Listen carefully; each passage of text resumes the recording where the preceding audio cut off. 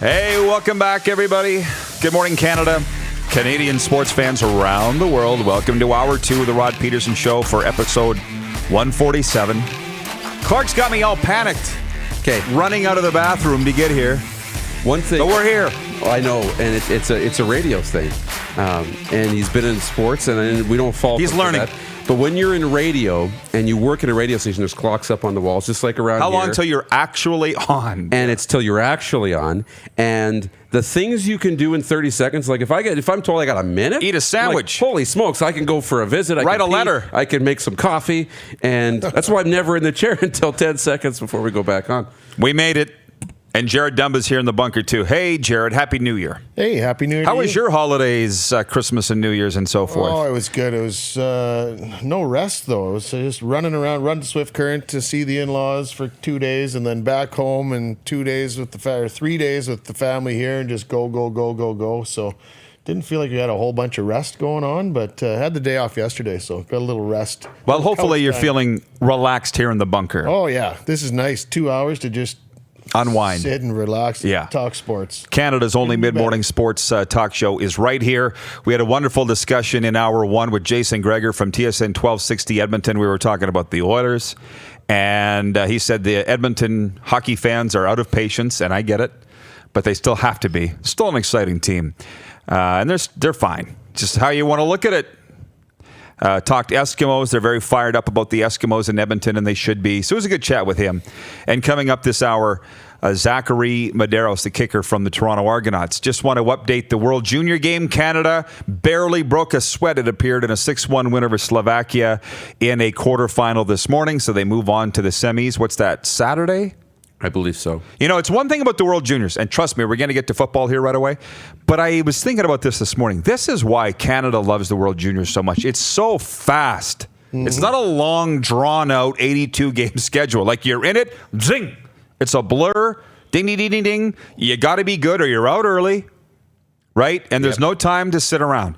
But I don't like the time change, Darren. I'm sorry. You don't. No, how could you? I love it. We couldn't watch half the game today because we were on the air and traveling around. Yeah, it'd be better if it was earlier, to be honest. Or 7 p.m. would be nice. Well, yes, but then you're competing with the NHL and you're competing with everything else, and it just feels like a game at night, like it's like regular season Western Hockey League or regular season NHL. It's just something special about it being in the morning, with the Spangler Cup on at the Christmas time. I like the 4:30, 5 a.m. Yes, start. you do too. That feels like 5 a.m. You're done by 8 o'clock. You're ready for your day. That feels like World Juniors. Yeah. Like I was in here at 7:30, 8 o'clock having coffee.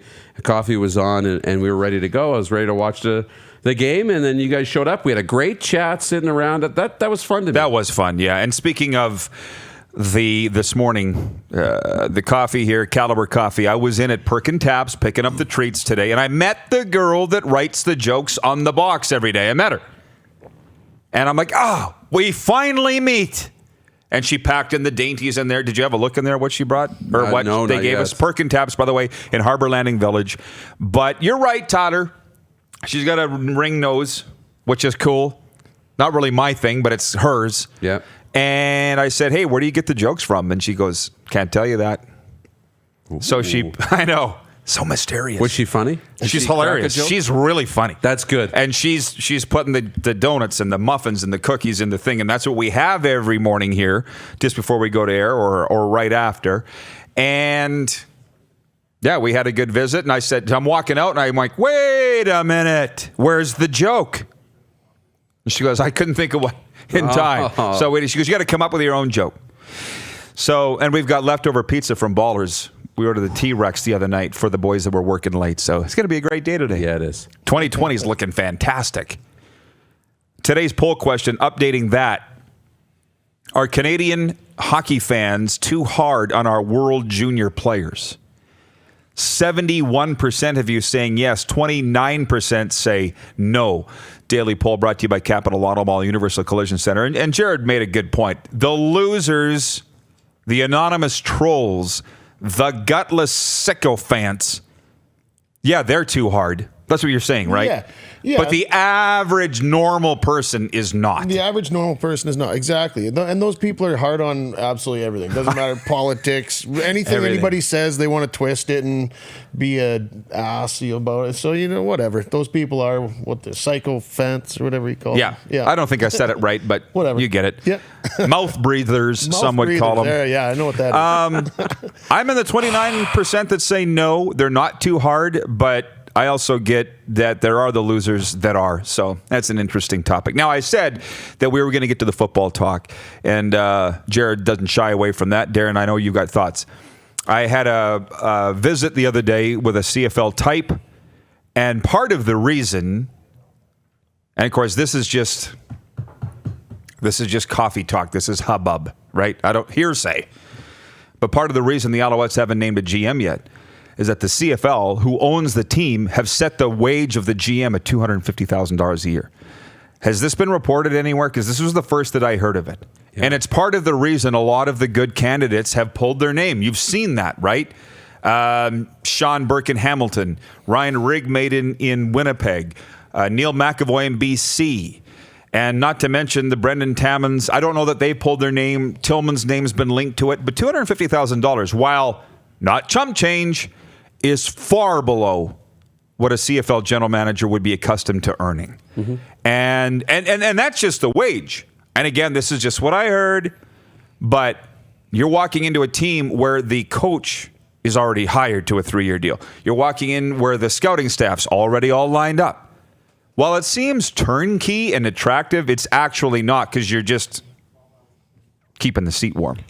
Yeah, exactly. You want to go into a situation where you can make decisions, bring in your guys, and have it your way. If you're just walking into something that's already set up and the contracts are in place, what's attractive about that? Your hands are kind of tied. And then and what's the reasoning behind making the salary like that? What would the cost certainty? Yeah.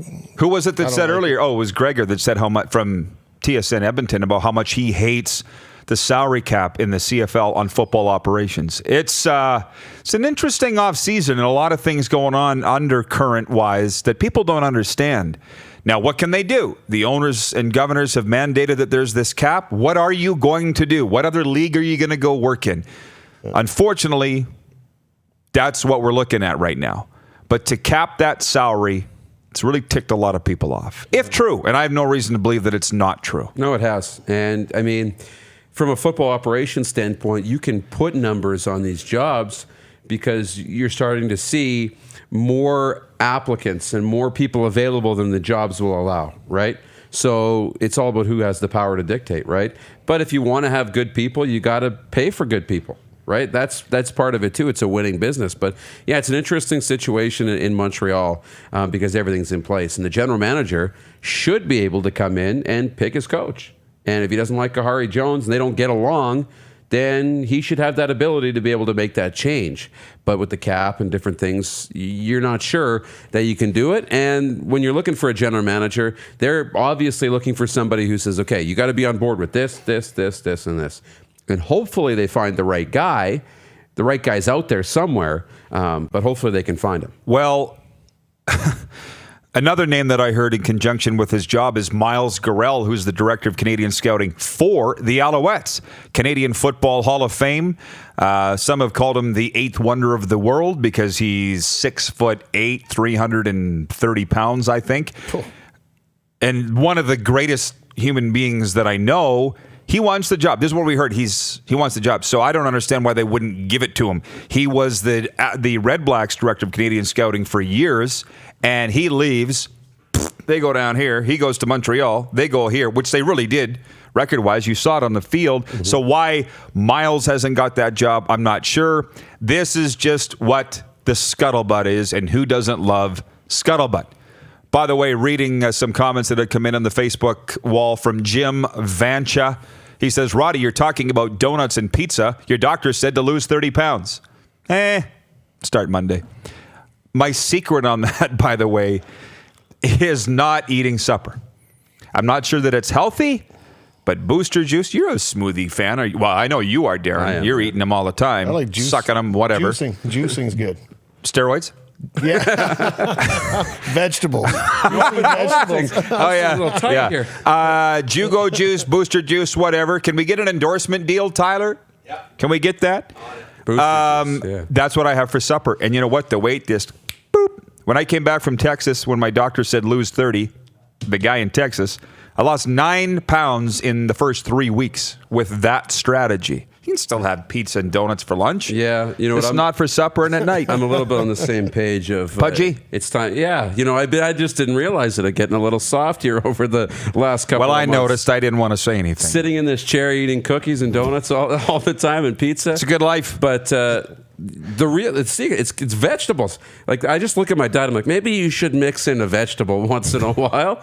And it's crazy how I think there's zero nutritional value to vegetables. Yeah, there's no calories in vegetables, so you can eat them all day long. Maybe that's there's a reason why they call them healthy. One ingredient foods. That's the key. One ingredient food. If it has more than one ingredient, it's probably not good. Really? Well, what's the ingredients in a carrot? What's the ingredients in a steak? Steak. Right. The ingredient in a yam. Yam. Yeah. You know, you start to get the packaged processed stuff, and then that's where you start to lose it. Here we go. And I've been eating all of the donuts and all the multiple. I can tell. I didn't want to say anything. All the multiple. See the fun we have around here? This is why they call it the locker room. They start calling fat camp around here. Fat camp, boot camp. Every Thursday we do the WHL prospect profile. It's brought to you by Sask Snow Beef and our friends, the Crosbys over there in the Karen Point area. Can you bring it up? Clark can't see it. There it is. Ryder Korczak of the Moose Jaw Warriors. Where's number 38? He's from Yorkton, Saskatchewan. He's 5'10", 167. He was originally a second-round pick of the Hitmen in the WHL Bantam draft of 2017. Led the Warriors in scoring as a 17-year-old. He's the younger brother of Kelowna defenseman Caden Korczak. He's a Vegas Golden Knights prospect, and he was the key piece in the Jet Wu to Calgary Hitmen trade. So he's a huge part of the Warriors' future, and that is our Saskatchewan Snow Beef player profile this week, Ryder Korczak, and thank you, Clark, for whipping that up in a jiff. Sask Snow Beef, it is Wagyu beef, superior marbling and taste. And I saw, by the way, Crave Kitchen and Bar was advertising it on their social media feeds this week, how great it is. It's their beef at Crave. My goodness. We cooked up the snow beef over the holidays. How was it? It was so good. Mine's still in the freezer. Oh, my goodness. So good. Pan fried. Some herbs in there. You're a budding little chef. Delicious. Really good. Chris McFarland writes in. Chris, tell us where you're at, if you don't mind. I think he is from Ottawa. But Chris says, what are the odds that the Alouettes GM position is capped because they're trying not to have much change this year?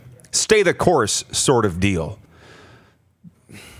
Is that why they suspended the search? I don't know the answers to this, Chris. It's a really good question. But was it not just before Christmas, the Alouettes sent out a news release saying we have suspended our search for a GM at the request or the orders of the Canadian Football League? So why even have a search at all then? Why not just keep doing what you're doing? By the way, they finished the season pretty well. Yeah. Without a GM. Now, having said that, there was the 1 year here, was it 2009 or 10 with Eric Tillman, where he was not the GM for a year. He was on paid leave, and there was a lot of things falling between the cracks. That was back in the day when I really saw the inner workings of the Saskatchewan Roughriders, and I'm like, now I see why they call it the general manager. They generally manage things. You know, just day-to-day stuff. Yep. Somebody's got to manage this. Yep. And nobody was doing it. So I get why they need somebody in Montreal. And it's not going to be Joe Mack. And Miles Gorell's doing his thing, finding Canadian players. But I just think you got a guy in there that's been a great soldier in your outfit. He wants the job. Give it to him. I don't understand. But, you know, Wally Buono is consulting for the Alouettes. Wally knows exponentially more about this than me. There's probably a reason that I don't know. I probably should shoot Wally a note. Jack's watching in Calgary. He says the greatest thing to happen in the last decade and the new decade in sports media coverage, the Rod Pedersen Show. Happy, healthy, prosperous 2020. Thank you, Jack. I appreciate it. Please, you have a great 2020 yourself, and say hi to all our friends in Calgary. Rylan Betker writes this. He says, if you want to trim some fluff off, dupes, come work out with me. Burn that fat off in no time. Do you want to go work out with a Canadian Armed Forces soldier? You want to get real about it? I would be a puddle when I came in here the next day. That might be fun, though. That might be fun. Are you coming with me? Nope. I'm on the booster juice diet. Weren't you paying attention? Yeah. It works. The BJ diet. The BJ diet. We're going to take a time out. And when we come back, Zach Medeiros of the Toronto Argonauts will join us. We'll be talking some NFL playoffs. We'll be talking some CFL. And I think he wants to talk some NHL too. Leafs at Jets tonight. Exciting. See if Zach wants to talk about that. It's all coming up. Canada's only mid-morning sports talk show is right here. The Rod Pedersen Show on Facebook Live, and listen live at rodpedersen.com. You're watching Rod Pedersen On Demand. For more of The Rod Pedersen Show, visit rodpedersen.com or follow Rod Pedersen on social media.